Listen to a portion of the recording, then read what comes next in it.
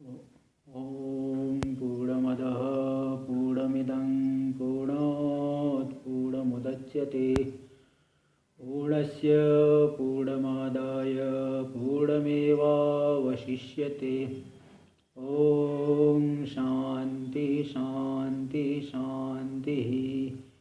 शङ्करं शङ्कराचार्यं केशवं बादरायणं सूत्रभाष्य कृतौ वन्दे भगवन्तौ पुनः पुनः। ईश्वरो गुरुरात्मेति मूर्तिभेदविभागिने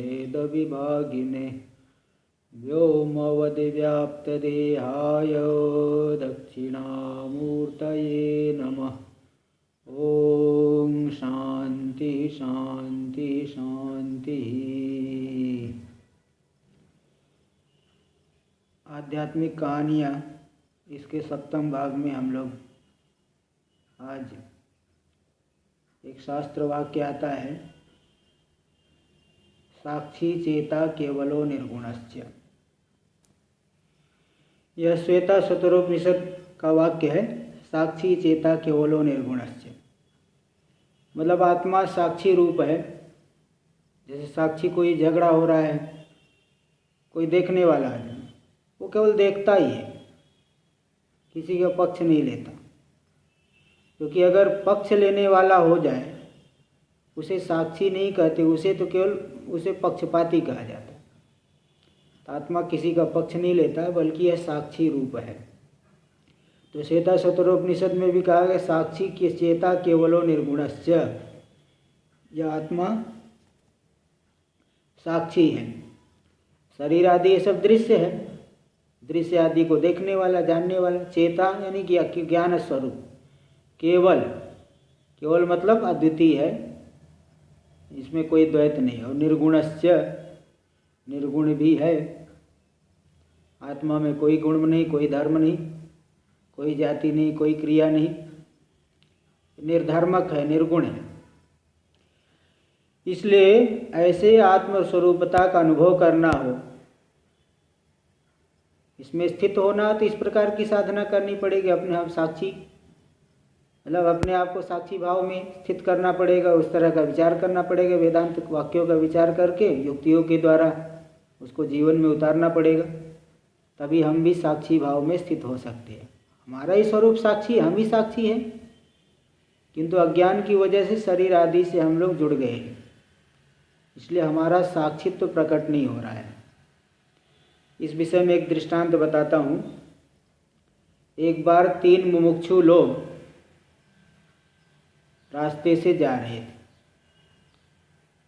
तो रास्ते में चलते चलते उन्होंने देखा कि एक सांप है, उसको एक चील पकड़ के ले जा रहा है। चील जो है झपट्टा मार के सांप को उठा के ले जा रहा है, और सांप बेचारा तड़प रहा है, बहुत कष्ट में है।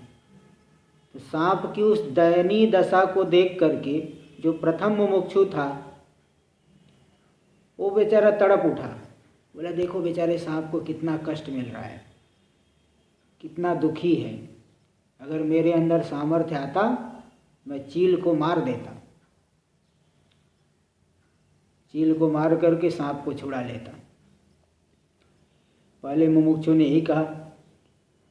दूसरा बोला, अरे भाई नहीं, ये तो उसका भोजन है। अरे तुम्हारा भोजन तुमसे छुड़ा लिया जाए, तुम्हें कैसा लगेगा? तुमको कष्ट नहीं होगा?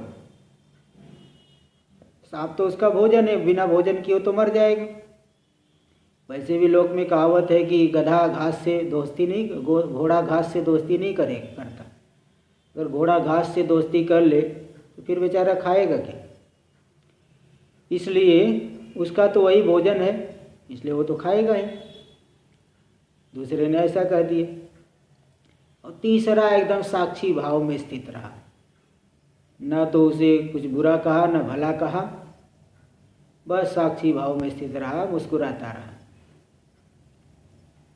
तो अब तीनों की क्या गति हुई? पहला व्यक्ति जब मरा, उसको यमराज जी ने नरक में भेजा, क्योंकि वो मुमुक्षु जरूर थे, लेकिन विचार करके साक्षी भाव में स्थित नहीं हो पाए। तो जैसे अन्य संसार के व्यक्ति अज्ञान से उनके अंदर अंतःकरण में कामना उत्पन्न होती है, कामना के बल से इष्ट की प्राप्ति के लिए प्रयत्न करते हैं, अनिष्ट के परिहार के लिए प्रयत्न करते हैं। ठीक वैसे प्रथम मुमुक्षु ने यही बात कही थी कि साहब को कितना कष्ट हो रहा है, मतलब उनके अंदर हेयोपादेय बुद्धि विनष्ट नहीं हुई है। जब तक ग्रहण त्याग बुद्धि नहीं विनष्ट होती है, व्यक्ति के अंदर वास्तविक मुमुक्षा नहीं आ सकती। इसलिए प्रथम मुमुक्षु को नरक में भेज दिया कि तुम तो भाई इसके लायक हो, क्योंकि तुम्हारे अंदर ग्रहण त्याग बुद्धि का परिहार नहीं हुआ है। इसलिए तुम यही जो है, कोई अच्छा है तो उसके पाने के लिए प्रयत्न करोगे, कुछ बुरा है उसको छोड़ने के लिए प्रयत्न करोगे।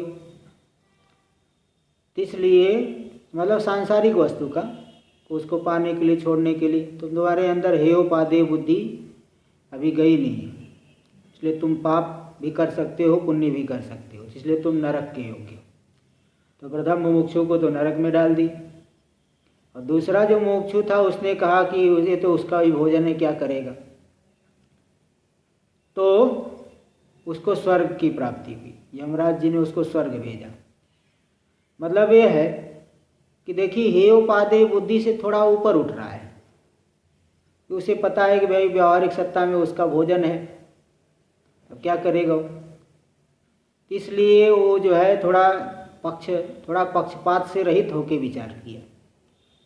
सांप भी तो किसी को खाता है, ऐसे वो उसको खाया, इसलिए उसको स्वर्ग की प्राप्ति हुई। मतलब उसका अंतःकरण कुछ शुद्ध हुआ है, तभी ये पक्षपात से रहित होकर के विचार किया है, इसलिए उसे स्वर्ग की प्राप्ति हुई। और तीसरा व्यक्ति जो साक्षी भाव में स्थित था, उसे मुक्ति मिल गई, क्योंकि वो आत्मा की साक्षी रूपता को जान लिया।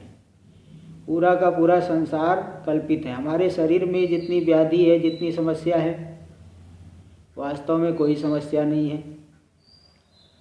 इसलिए गीता वाक्य भी कहता है ना, गीता में एक वाक्य आया है, वह वाक्य है, मैं बता, यं लब्ध्वा चापरम लाभं मन्यते नाधिकं ततः यस्मिन् स्थितो न दुखेन गुरुणापि विचाल्यते। जिस आत्म तत्व में स्थित होकर के अन्य लाभ को व्यक्ति अत्यंत तुच्छ मानता है ना। जैसे कोई करोड़पति है, उसका 50 पैसे चोरी हो जाए, नहीं, करोड़पति उसे 50 पैसे कहीं मिल जाए रास्ते में, तो क्या उसके लिए कोई बहुत बड़ा लाभ हो गया? बड़ा लाभ नहीं हो गया, लेकिन इसके लिए बहुत मामूली बात है। और उसी करोड़पति व्यक्ति के घर से 5 रुपये कोई चुरा ले, तो क्या 5 रुपये की चोरी से उसे बहुत बड़ी हानि हो जाएगी? बहुत बड़ी हानि नहीं हो जाएगी। तो यम लब्ध्वा चापरम लाभम मन्यते नाधिकम ततः, जिस आत्म सुख को प्राप्त करके उससे बढ़कर के दूसरे सुख को नहीं मानता, और यस्मिन् स्थितो न दुखे न गुरुणापि विचाल्यते, जिस आत्म सुख में स्थित होकर के बड़े बड़े दुखों से भी विचलित नहीं होता, तो ऐसा वो आत्म सुख है। तो उसकी प्राप्ति के लिए हमें भी साक्षी भाव में स्थित होना पड़ेगा। मांडुक्य उपनिषद में भी एक मंत्र आता है, ग्रहो न तत्र नोत्सर्गः चिंता तत्र न विद्यते। ग्रहो न तत्र नोत्सर्गः चिंता यत्र न विद्यते, इसी प्रकार का मंत्र श्लोक है। आत्मसंस्थम तदा ज्ञानम अजाति समताम गतम, ऐसा ही मंत्र है। आत्मसंस्थम तदा ज्ञानम अजाति समताम गतम। तो उस आत्मा में न तो कोई ग्रहण है और न ही कोई उत्सर्ग यानी परित्याग है। चिंता तत्र न विद्यते, उसमें कोई चिंतन भी नहीं, क्योंकि वो मन से रहित है। आत्मसंस्थम तदा ज्ञानम, ऐसी अवस्था जब आ जाती है साधक की, आत्मा में ही स्थित हो गया, सम्यक रूप से स्थित हो गया, उसका ज्ञान आत्मा में स्थित है। जैसे अग्नि, अगर लकड़ी जल गई तो अग्नि की उष्णता कहाँ स्थित हो जाएगी? अग्नि में स्थित हो जाती है। इसी प्रकार वह हमारा आत्मा है। तो साक्षी भाव में स्थित होने पर हम आत्मरूपी हो जाते हैं और वह आत्यंतिक सुख का अनुभव कर लेते हैं। आज यहाँ पे ही समाप्त करता हूँ। ओम पूर्णमदः पूर्णमिदं मुच्यते। पूर्णस्य पूर्णमादाय पूर्णमेवावशिष्यते। ओम शांति शांति शांति। शंकरं शंकराचार्यं केशवं बादरायणं सूत्रभाष्य कृतौ वन्दे भगवन्तौ पुनः पुनः। ईश्वरो गुरुरात्मेति मूर्तिभेदविभागिने व्योमवद्व्याप्तदेहाय दक्षिणामूर्तये नमः। ओम शांति शांति शांति।